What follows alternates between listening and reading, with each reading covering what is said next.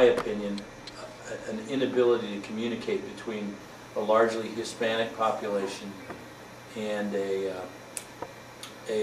you know, we have a lot of people that speak Spanish, but our leaders don't. So what we did was we've hired a new guy called Israel Hernandez, who is going to be our special consultant. He's going to work with me and also with everybody in the organization to talk about all their problems. And we're going to go basically back to an individual property system where people will be working at one property, and then we'll have, for lack of a better word, another property. So we'll actually have 4 properties, and that property will be full-time, full benefited, but they will work at all the other 3.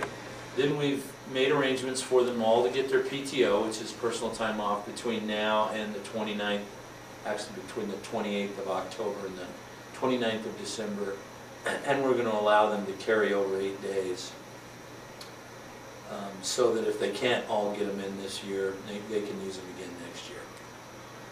And we're going to meet again in 30 days. That's what we do. There are still some things we're all looking at. I mean, they have some issues with the way they believe that the communication goes, and we're checking into that to make sure that there's a good line of communication and everybody's treated with respect and dignity, and they're able to air their grievances or get whatever problems they have resolved.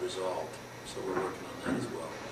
At what point will you be able to put a stamp on it that says solve? This one solved, you can go on to the next one. We're going to meet with them again in 30 days, and so we'll be working on issues from now till we meet again, but we believe we'll have it pretty much squared away. We think we've obviously identified the big issues. Now we're going to work together to solve them all. The important thing is, I think, that you're giving the you're certainly giving the impression that you're personally involved. And I think that's really going to be a big boost for you.